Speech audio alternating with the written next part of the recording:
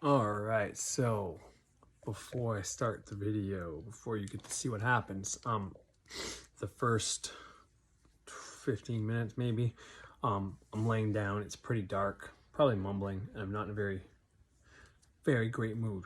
And the reason for it, spoiler alert, I'm gonna spoil it now for you, but my car got impounded for, depending on the ticket you look at or what the cop did. The cop made a lot of mistakes, but anyways, you'll hear about that later. Either excessive speeding or stunt driving, but it was excessive speed is what the final analysis is. But anyways, I just want to warn you guys, because I don't want anybody to turn it off after the first 15 minutes or before it gets to the next part, because there's a good lesson in here, and you see my tone completely change a few times. So from the first part that was recorded probably, I think, the same day or the next day after the incident happened, I'm pretty down and depressed, right? 7 days, my car's been impounded. Today's the day I pick it up, by the way. So it's just kind of for the reason you haven't been really seeing me. It's been, I have to bike to and from work and bike to get groceries. Obviously my wife wasn't happy. So, but all that being said is, all I'm trying to say is, if you like watching me, if you watch to the end, it's pretty fulfilling, because I tie this into the whole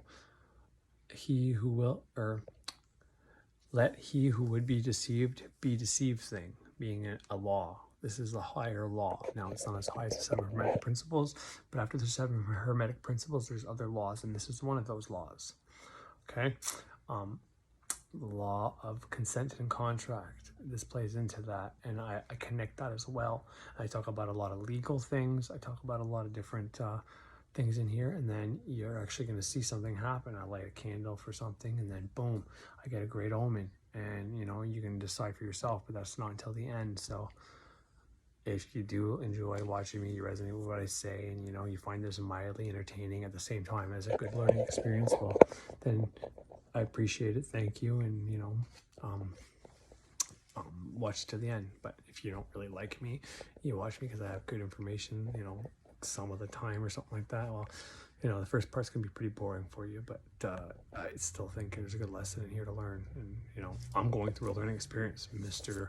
who thinks he can manifest shit all the time and doesn't have to worry about anything, and that's not the case, by the way. That's just some people's assumption of me and what I'm trying to put off here, and that's not the case. I'm trying to explain that if you go little by little, if you slowly work on manifesting small things and banishing small things out of your life and bringing small things into your life, you can slowly keep getting them bigger, like a fucking muscle, like working out. You start with the 5s and 10s and 15s, or or you go on a diet and you start reducing, pop is the first thing that goes, and then you do the extra sweets, and then you get rid of maybe certain things you can change, like anyways, point is, you build it up, and then it becomes easier. And once the proof starts coming in and the coincidences start stacking up, then you got no choice but to have ultimate faith in yourself. And that's one of the biggest lessons of this video, is the faith aspect. How much I believe in magic and my magic to work, that I don't even have an issue anymore. But that wasn't the case. I wasn't always like that. There was a point where it was like, what the fuck, man? What am I doing? This shit is ridiculous. Obviously magic's not real. And then boom, get your first 10 grand check, and that just like, oh man, I'll never doubt you again, baby. But then I did, like Jesus. So, the apostle, he said, I'd never doubt you, my Lord. And then when the cock crowed, he's like, no, I don't know Jesus. The cock crowed again, I don't know Jesus. The cock crowed again, I don't know Jesus. Well, that was me with the 10 grand. First time it comes, I was like, I love magic. I'm never gonna give up magic. This shit's real. And then fucking nothing happening. Fuck, this shit's bullshit. No, it sucks. Boom, another 10 grand check. Whoa, I fucking love it, man. What are the odds? 2 of them, fuck. And then, I get in a dark place again, and then boom, 10 grand check. Holy shit, okay. I gotta figure out how to do this more accurately or right, or whatever the case is. And then I found Frederick Xavier, I was diving deep with Ralph at that point, and Ralph, I still watch Ralph stuff to this day. I love watching Ralph, but you know, he didn't give me the book that I read for the curriculum, you know, so that's why Frater's, you know, top notch. Like, he's selling his own book, and props to him, you know, he's doing his thing. I love Ralph Smart. Fucking love him, you know, I love listening to him, and I get so many great ideas from him, and I learn a lot of things from him, and I get inspired, and I get pumped up when I watch Ralph, you know. So, you know, in a way, and I wouldn't have gave up meat if it wasn't for him. There's a bunch of things I wouldn't know if it wasn't for him. I think he was the first one to introduce me to alchemy, and before I was a magician, and before I considered myself a witch, I was an alchemist, and I still am. But anyways, all this is to say is watch the video to the end. It gets really better. It's not so dark and gloomy. All right. All right. So I don't know how this is gonna go, but let's see how this story goes. My camera's so shitty looking. Anyway, so last video I turned the volume up too loud and it sounded like shit. Kind of the way this one looks. Why does it look so shitty? Anyways, that was clearly right with the camera.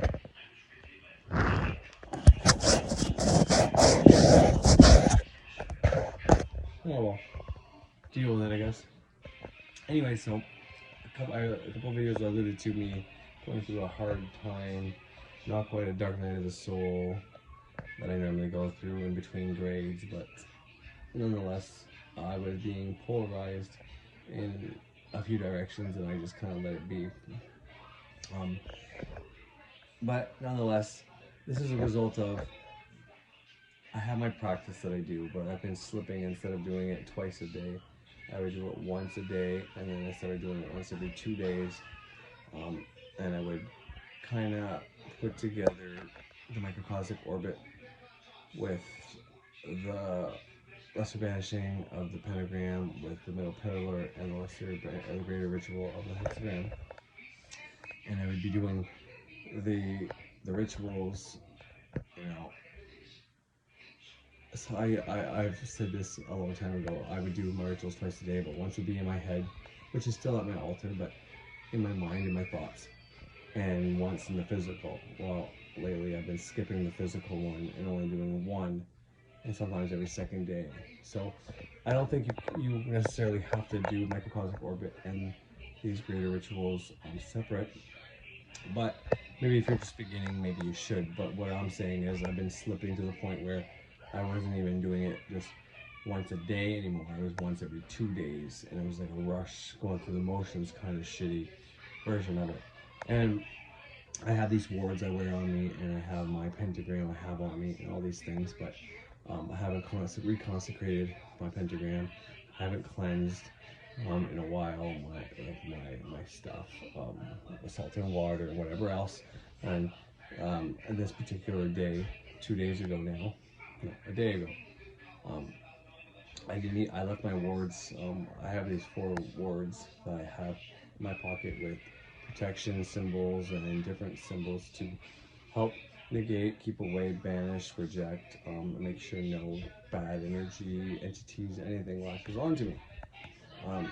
And these things, whether you think they work or not, in my mind, they work. And I use them to also protect my daughter when she's in the bath. I put her around the bathtub while I cleanse her water with the right type of frequency. As I put salt in her water, both Epsom and Himalayan, sometimes sea salt as well, and sometimes candle and incense to purify the room. And I had left my wards in the bathtub, probably, or surrounded by the bathtub, about 3 days. Because normally what I do is I get her out of the bathtub and then I let the water drain. I'll sometimes take a bit of it out and shoot that bit away somewhere off my property, and then basically get rid of the entity. So, you know, in that bit, it's a big process. It's kind of the same process you do when you do yourself a specific bath, an uncrossing bath, is where I learned some of these tricks from, and I just kind of, you know, alter different things to make it work that way. But so anyways, my wards were not in my pocket. They went with me at work, and I haven't been doing my rituals and kind of slipping, being polarized. Anyways, I was getting heartburn, which I haven't got heartburn in years. I had pretty bad heartburn, and so I'm rushing to my clinic. I'm rushed to bring my wife a coffee. I get antacids, and then I'm rushing to work. Now, the last few times I've been pulled over by police, 3 times to be exact, I've gotten off. Once was going through a red light, once was passing somebody at a stop sign, and then blowing through another stop sign, and the guy that also let me go. And there's another time for speeding, and they let me go as well. I never had insurance on me any of these times. Once I never even had a license on me. But this time, OPP, I flew by. I'm going 129 in a 70 zone. And so I wasn't so lucky this time. They actually impounded my brand new Pathfinder. And I was very upset. I was so upset. I was yelling at the cop and having this big shit fit and doing everything I can in my power, saying everything because he didn't show me the gun, to whatever. Come to find out, because he's an officer who patrols highways more than anything, the street that my work is on, he was assuming it was a 50. He thought I was doing 80 over. It turns out I was doing 59 over the limit because it was a 70 and I was going 129. So he's got grounds to take my vehicle, which they did. But his presumption was I was doing 80 over, and his exact words were, you know, Corey, or he didn't say Corey, but you know, I just can't let this go. It's just way too fast. It's way too dangerous. Which, you know, be that as it may, you may think it's dangerous, but I know my reflexes, I know my reflection time.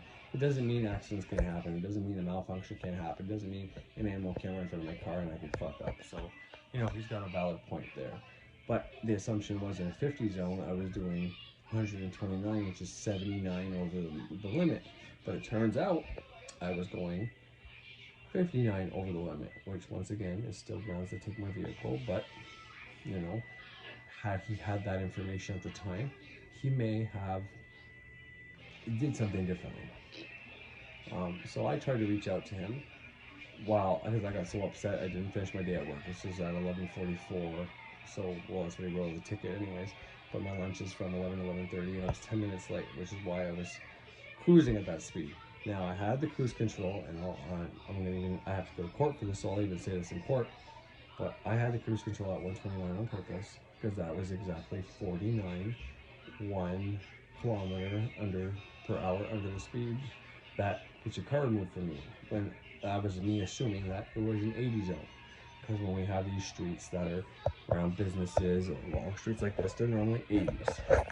So I assumed it was an 80, and that's why I was doing 59 over the limit, because I thought it was an 80, which would have been 49 over the limit. But anyway, so I was very upset. I ended up walking home on that street. As I'm walking on that street, and I'm reading the ticket that I had crumbled up, I was ready to throw away, I noticed on the ticket he wrote 50. Now I heard him say that to me, that I was in a 50 zone, doing 129, but it didn't click into me that, you know, this street isn't a 50, it's an 80. Now, when I saw the 70 sign, I walked by, which is more or less, I'd say, a transport length away from where I passed him.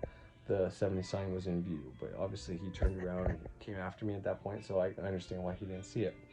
Because the same street that was a 70, in the spot where I took the picture of the 70 side, before that, it has a corner that you have to go 55 around. It's posted. Before that, it's a 60. Before that, it is a 50 closer to the town. So it's got, you know, 4 different speed limits within, let's say, 1.5 kilometers to 2 kilometers of road.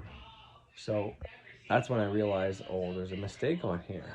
So that's a big positive, because I have multiple friends, and I've also confirmed with a lawyer over the phone who gives free consultations and, you know, information, assuming you're gonna buy services. And I took a cab to work this morning as they impounded my car for 7 days, and technically I don't have a license for 7 days. Yay! A little polarized against that, but let's not go there. But all that being said, everybody I know that has had to go to fine courts, and the lawyer confirmed, and the cab driver also confirmed this morning, that most of the time the cop doesn't show up. So if we show up, because most people say if you just show up, you get it down to half most of the time, sometimes even more. And so if you don't go any further than that, then that's all the information you have. But I've asked, well, why? Well, because 9 times out of 10 the cop doesn't show up. but mine's an impounding, so it's a little more intense, so the cop would show up.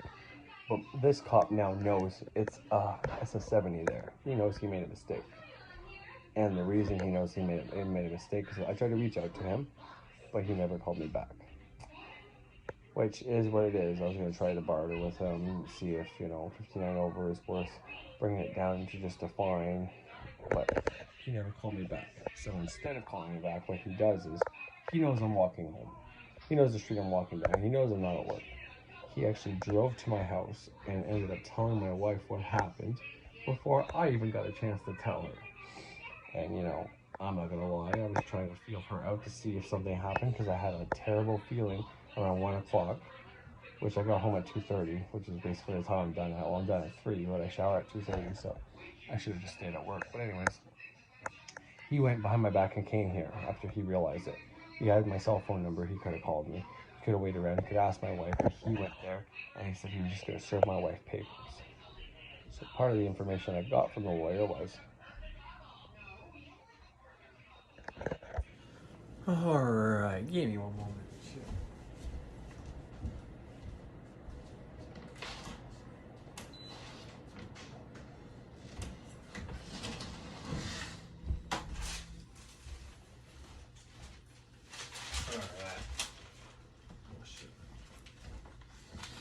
What's going on, everybody? So to continue where I was going, oh yeah, the information I received from the lawyer and multiple people was that, if the cop doesn't show up, the fine gets reduced down to half, or gone, and if they make a mistake on the fine itself, and not necessarily punctuation, or necessarily even spelling sometimes. Although the spelling counts if it's your name, if dates are wrong, especially the date of the offense itself. So anytime there's some, clerical or whatever, however you want to classify those kinds of mistakes, it helps either reduce or remove said fine and charges. So, and luckily I have that. So luckily, because I was very upset that day. I was extremely upset, like super fucking pissed, borderline gonna do something stupid, which is the reason I walked out of there. And somebody who's depolarized does not mean you don't get fits. It means they're few and far between. It means, being depolarized means you're continually working on not being either too positive, too negative, too for or against, too male, too female, too all about spirit, too all in the mundane, you're trying to maintain balance in all things. That's what I'm looking at when really being depolarized is more just like, you're not for or against much things. You're not right or left. You're not Christian or satanic. You're not, conservative or liberal or democratic or Republican. You're in the middle and you're trying to figure things out, and those things don't really matter. But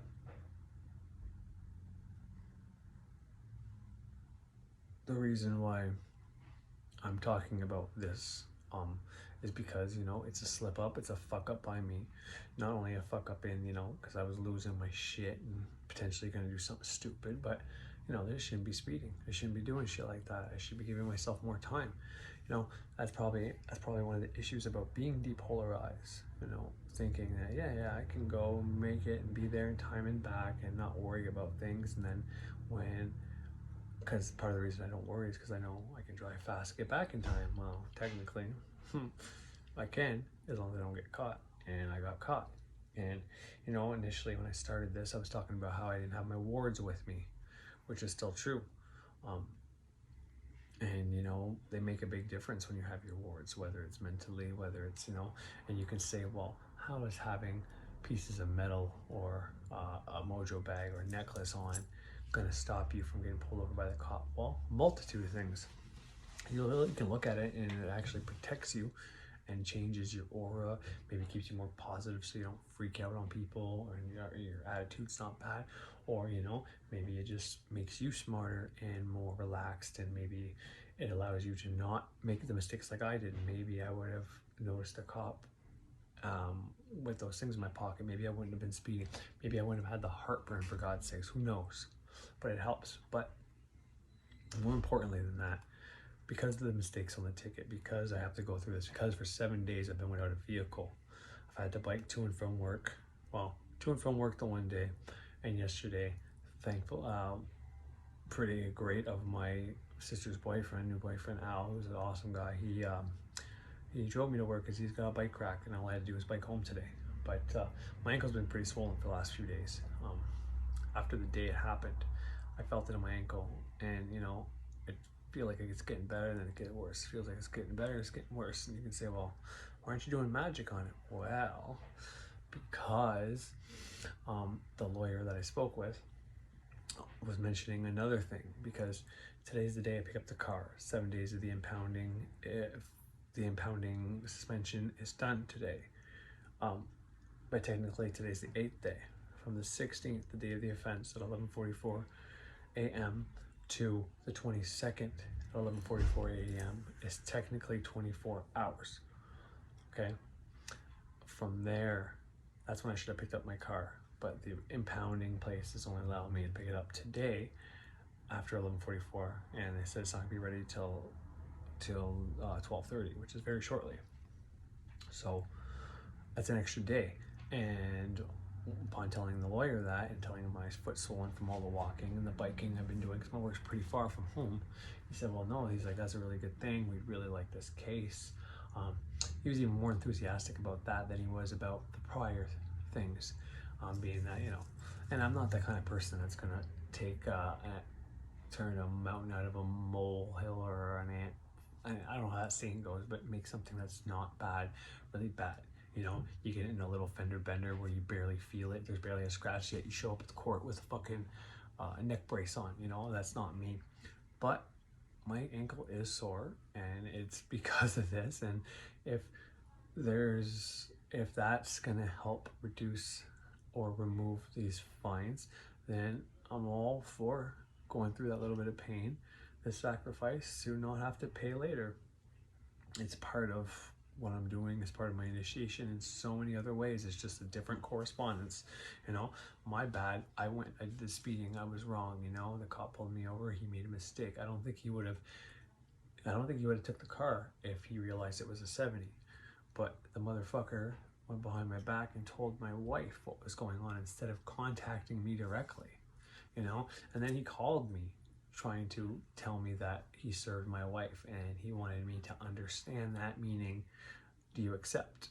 And I said no. I was very blunt. I barely let him speak on that phone call. I said, no, you had no right doing that. You knew I was walking home. You knew I was going down 10th Street. So you can't say, well, I don't know what 10th is. I don't know where it leads. I don't know where you live. I didn't know if you were at work or not. I couldn't say any of that. He knew exactly where I was. He said, I'm gonna work till the car was impounded. He didn't even follow the car because I saw the car go by me on that street, yet he did not. And then he got to my house. He took the fucking highway to my fucking home. Like, he knows Cornwall, clearly, and got there before me. Asked if Corey's home. It's like, I was still at least, I don't know, 2 or 3 kilometers away, a mile and a half away at this point. Actually, probably more, because I called my wife at 1 o'clock to feel her out, like I said, and, you know, she, that was cool. She already knew about it. Cop had come and gone. And I told him on the phone, no, I don't accept that. My wife wasn't in an accident, or sorry, she wasn't in the incident. She wasn't there. I had not informed her of any details. When you decided to go behind my back and do that, I was sending you a call to talk to you about it, which somehow made him realize that, you know, it was this and that. And then he goes and changes the ticket without me present, without me being there, just thinking it's okay, I'll serve it to him. And, you know, it would be if I was, you know, who shall be deceived, be deceived. You know, I've been going on and on about that. I made a few episodes about it not that long ago, and how it's like one of my favorite things. And I started wearing this Illuminati necklace, and then this goes and happens. You know, so, you know, is it about the wars? Yeah. Is it about the test? Yeah. Is it about the sacrifice and the figuring things out and actually backing up what I'm telling you people? People watching me? Yeah, it is. I am no longer going to be deceived. I'm no longer. Now, like I said, you can't just run away with the stuff that they teach you about sovereignty and your birth certificate, being able to, all these things to become a real person. There's some truth to it, but you have to figure it out and you have to take it step by step. But in this case, and that's what I'm doing, I walked down the road. My intuition told me, get the fuck out of here. It's getting bad. Doesn't matter what you say right now. You can, even if I was to remember all the laws and all the rules and the fucking traffic act, Canadian Highway Traffic Act at the moment, and there was a huge loophole that would have made him go away, no matter how I would have said it with my anger, my temper, and everything that was going on at that moment, there's no way it was going to come out right. So it got me out of there. I got a swollen ankle for it, but I'm glad I took pictures of every sign of the 70 and the 70, and then when I went down to 55 around the corner, and then it gets reduced to 60, so I shows the reducing sign and the sign, then where it goes down again to 50, which is very far from where he pulled me over. So, all this is to say that, if I would have understood, if I would have accepted, if I would have said, it doesn't matter, Corey, this is the truth, so this is the new fine, that's the one they're going to use in court. He's allowed to say that. He's allowed to get me to agree with him by deception. There's nothing against that. There's no law against that. You can say, hey, you tricked me. It's called agreeing by omission. I learned that in Castle, and it's a real fucking thing, believe it or not. Agreeing by omission, or acceptance by omission, or pleading by omission, meaning they can lead you to something. The prosecutor, the detective, the police officer can lead your mind in steps, saying, I get it, I would have been upset too if my girlfriend just broke me up and you were having a bad day, you just decided to get the fuck out of there so you didn't want to hit her. I get it. I'd probably do the same thing. I sometimes struggle with not hitting my fucking bitch. Girls are crazy, saying everything to get on your side, and like the way you did it, you put her in the fucking wall, and she fucking deserved it, and as soon as that guy goes, yeah, exactly, that's agreeing, that's pleading guilty by omission. And all he had to say was exactly.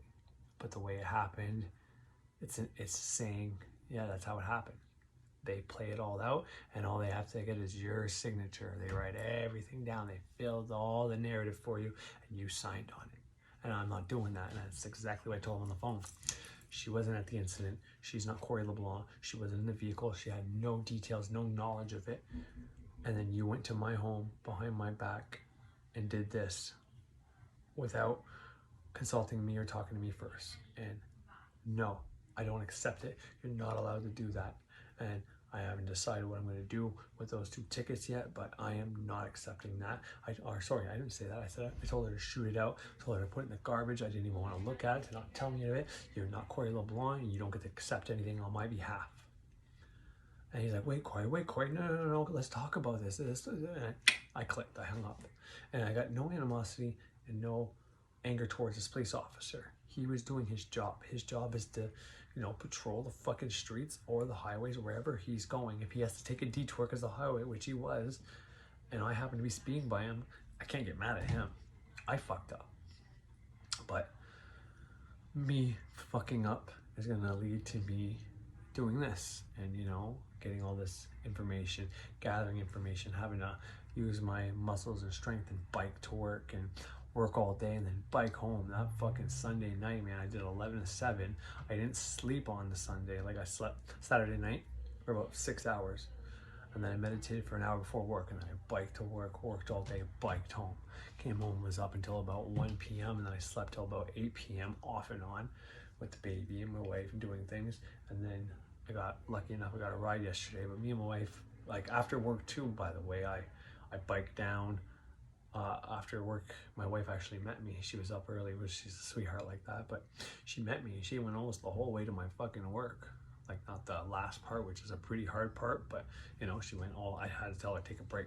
No point of you doing this hard part, having to come back down it, you know, with me. Just sit tight and I'll be there. So then we go all the way down to my clinic, which is another, you know, she went probably 4 kilometers, 5 kilometers this way, and then we had to go another fucking 5 kilometers this way and another 2 home, you know, so fuck.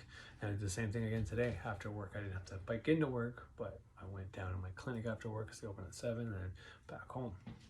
And my wife, she didn't meet me far that time. I went all the way down to Brookdale, which is a street opposite or adjacent or parallel, I guess, to where my clinic is. So, but anyways, all that's to say is, you know, the lesson in what I'm trying to teach here is don't be deceived.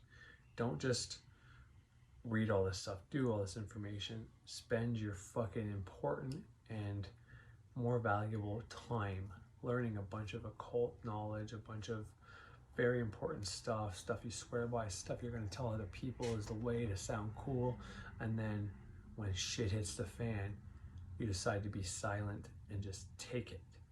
No, don't. That was another thing I was gonna fucking, and that was one of the things that was coming to mind when I was getting angry and the cop was there. I was about to be like, this is from Mars, by the way, the red incense, and I got a candle down here kicking. Obviously, I'm about to go pick up the car, so I want all to go right. So, you know, you do what you gotta do. But, you don't just stand silently and you let them deceive you. Now, I'm not saying the cop is an honorable guy or a mean guy. He was very nice, very nice. And under different circumstances, you know, I have no reason to do this. I've lived a long time, I haven't lived a long time, but for the longest time, up until recently, and I still say it because I still keep my character around certain people, because I don't need people to think I'm a magician or practicing fucking or a witch or anything like that. People need to think I'm the same old Corey and this and that for specific reasons that I'll probably get into another video, but you know, I still stay self, like fuck the police, which is good, you know. And I was saying it before that with all this stuff happening, I was talking about the police and how it's not right and killing people, and then boom, lo and behold, I get pulled over. Fucking the Chicago fire and the house fucking catching fire all over again. But there's proof after proof after proof that what we think about, we bring about, you know. But you can't let them deceive you. I'm not saying he's a bad guy. He was trying to deceive me. He was doing his job. He did it right. And, you know, I'm the one that fucked up. So I fucked up. I got myself in this mess. And now the job is to not be deceived and just go along with fucking protocol and take myself out of this fucking mess to a place where it's reasonable. Because $700 today, to me, is not reasonable. Now they have my car for 8 days. And the impound is charging me for an 8th day. Lawyer said also that he shouldn't be doing it. Like, he was more excited about this mistake, swollen foot, the injury, and the cop putting my car there for 8 days, making me suffer for an extra day, you know, more time. You know, when I did weekends, this was a pretty big deal too. Apparently, if I could find a lawyer to take the case against the prison, I'd have a good case, because whenever they're supposed to release me in the morning at 6 a.m. or 7 a.m., whatever time it was, they were late releasing me multiple times, like often, you know. And apparently they're not allowed to do that, because it's like keeping somebody who's not under arrest in jail when they're telling you, hey, let me the fuck out. So if I would have made a big deal out of it, something could have happened. But you know, something bad could happen to me. I had to go to this place every weekend, so I wasn't about to start anything. I wasn't into any knowledge that I have now about any of these things. But you know, my grandfather had passed away as well, and I wanted the weekend to go mourn his death, because it was during the week when I did my weekends, my intermittent sentence, and they allowed me to go there, you know. So I got to do my weekend. I just had to stay at my mom's house and only go to the funeral in the wake, and that was it. You know, I got to take a week. I thought my actual weekend counted. It wasn't like, okay, we'll just add another one at the end. No, it counted. I got it done. I still counted that weekend, and I got to go to a bar and drink and shit. Got a toast to my grandpa. When the cops showed up at the bar, though, I ran like a motherfucker out of there. But, you know, quid pro quo, you know, little things happen like that. Like, in all honesty, the days that I was sleeping and I woke up to, hey, you're getting out, I didn't give a fuck. It didn't matter. I felt bad for my mom waiting in the parking lot for like 2 hours. She's the one that would notify them. So, but anyways, So point is, if there's a suspension and then something makes it longer, because he said if it's a cop error, it's like that's a great thing. He's like, but if it's the impound being a dick and just, you know, getting more money out of you, which they do, it's like civil court or a tribunal or something like that. You have to take them, sue them for fucking you over and prove that, you know, they in fact fucked you over. So now that it's cops error, so that's great. So he's like, multiple things on there. Also, he's got the one thing, he's got me charged with a racing check mark for racing, and then on the other part, it's the racing is the one all the way at the end, and then there's the alcohol and under suspension or no license, and then there's excessive speed, which is for all your speeding tickets. Well, he has me there on 2 papers and on racing on another 2 papers.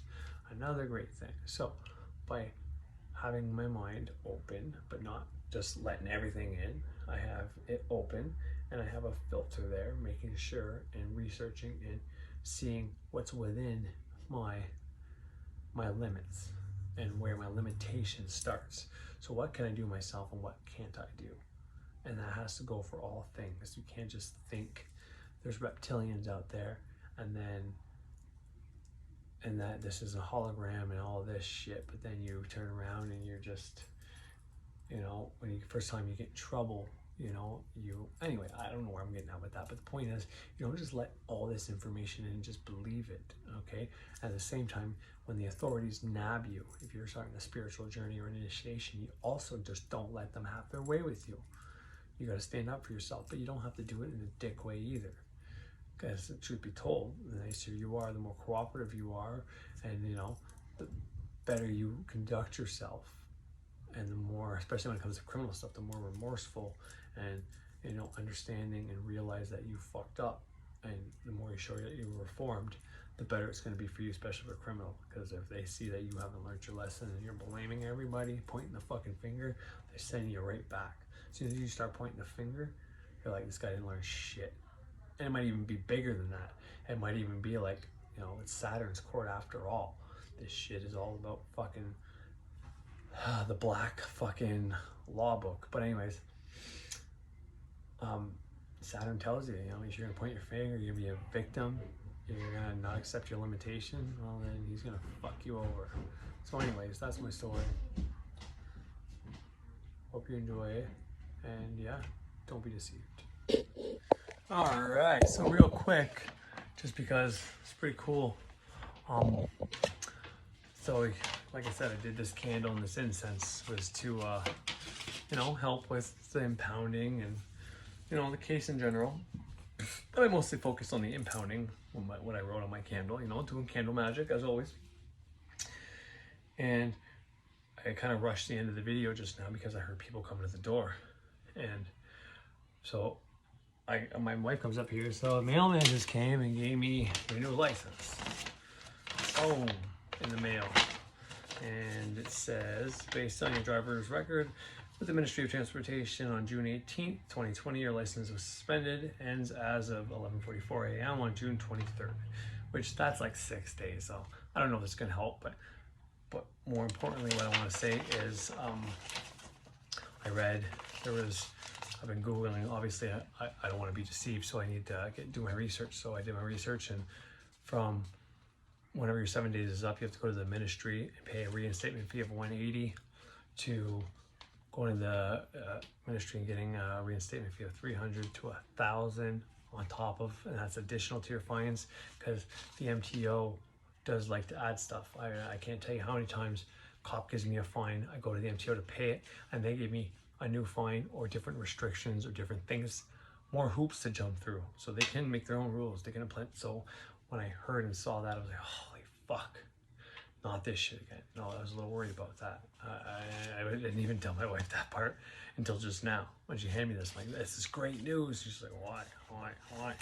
Well, because on here the expiry date is 20/08/22, and you know it says you may be charged with driving while suspended or disqualified, and the vehicle driven may be impounded. Do not cut or tear this notice. Okay, sorry.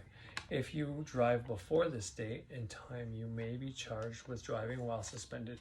That's not the part I want to focus on. The part I want to read you is test required. So if the front notice that indicates that you passed your test, You have to pass the test before you get your license back. Photo required, pay monetary penalties by cash. So I don't have any of those boxes checked off. All I have is it's a driver's license. No renewal, no tests, no pay any fines, no doing a theory test, no suspension, no nothing. So they give me back and it says they're gonna mail me a new one. A replacement driver's license will be mailed to you separately, meaning I don't even have to go back in. So it's like, no, I said, well, when you go back in, they might charge you that reinstatement fee. I'm like, well, it's not suspended or disqualified. It's still in good standing. And then I read that line. So, you know, you could say, well, that was already in the mail, Corey. I mean, the candle didn't bring that. Doesn't matter, okay? The universe brought that to me because he knew, or she knew, or it knew that I was going to do this candle.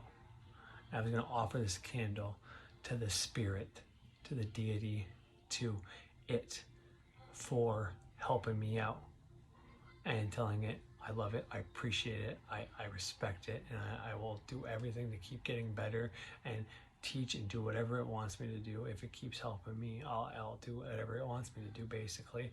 Obviously within, you know, it's not, if you think this is a spirit and I'm trying to give my soul to it or anything like that, you're on the wrong channel, because that's not how this works. These are energies within us. But the point is, this is how this shit works. Your magic is always going to be of a coincidence. This isn't exactly what I asked for, but it's a good omen. Now, right after I received this and I got all pumped, my stepson Owen brings in a dead bird in the house in a fucking cup I drink out of. So that was a little alarming. It's like, fuck, good omen and bad omen all at the same time. So, but that's life. Positive and negative. I mean, I fucked up, so I can't expect a good result. Right now I'm expecting the least shitty result, you know, and anything better than what I'm expecting is amazing, and I'm gonna be grateful 100-fold for it. Whether I get 50 bucks off to 100 bucks off, whether I get half or all gone, whether I get, you know, I come home, I pay the whole thing, but I didn't die and my family loves me, then I'm a winner either way. Winner, winner, chicken fucking dinner. But don't be fooled. Do your research. Do your magic. It's not hard to write on a candle a day. I'm grateful for such and such. I'm grateful for replacing this habit with this new, drawing a blank. This new abundance of discipline that allowed me to receive compensation for my newly found passion. I am so grateful that the compensation I receive for my newly found passion is enough to cover my past and present bills continuously moving forward every day. Or I don't know. You know where I'm going with this. You can write that on a candle. You know, if it's Mars Day, you give it to Mars. And if you want to add some juice to it, you know, well, whatever hour you're in, give it to that one as well. Or you want to do something specific, look up what each planet does, and if it's for more money, well, Jupiter, Venus, you know, other ones as well could play into that. Or if it's a different waning part of the moon, if we're waning, we're not waxing, well, then you might want to banish poverty with just Jupiter and use Archangel Michael if you use archangels. If you don't use archangels, well, then you can simply, you know, just call on Mars for protection. You know, Mars, Archangel Raphael, I'm not saying that, or Michael, I'm not saying they're the same guy, but Michael is you know, protection. He's got a sword. Raphael is healing, you know, and then there's Gabriel, you know, water, and then there's fucking Oriel, earth, you know, earth. Gabriel and Oriel, girly names, girly angels. The other two, guy names, guy angels. Air, fire, water, earth. So, you know, banish fucking poverty, you know. Ask Mars to get your passion, find your passion, and use your passion in a way that you're gonna love to use it. Meaning you're adding what you love to do and what you're passionate about as a job that creates compensation. Compensation is a better word for money. Saying I receive money or I get paid. Well, what's paid? Go look at the definition of paid. Okay, it's a verb, but is it recognized by your subconscious mind? I mean, most words aren't. It needs to be symbolism, but the more you do candle magic, the better it gets. If you start doing this repetitively, like I did, like 6 to 12 months of non-stop a candle a day, okay? with a corresponding color too. Like right now I'm just doing black and white, but which is weird because normally you start with just white and then you start, but anyways, but it is what it is. And yeah, just fucking give something a day, even if you're just asking for wisdom, if you're asking for the right path, if you're asking to be able to meditate. Do little things if you want, it doesn't matter, because the little things will manifest. You're like, fuck, that's a weird coincidence. And when the coincidence starts stacking up, you're gonna have proof that it works. And then once you have proof it works, it expands, because then setting it, forgetting it, and because I never thought it either. It's like, when's this shit gonna happen? You know, like when I don't know how these guys are talking about it, and I just kept doing it, but it's like, I don't think I'll ever be there where it's just so easy just to believe that I don't have to worry about money in this. But here I am. I don't worry about money. I don't worry about bills. I don't worry about coronavirus. I don't worry about fuck all, because I know if I, you know, energy, focus, that what can make things happen. So if I'm not giving any energy to the things I don't want to happen, because if I'm worried about magic not working, if I'm worried about my money, my bills and all that, that's what I'm giving the power to, is the worry and the things that won't happen.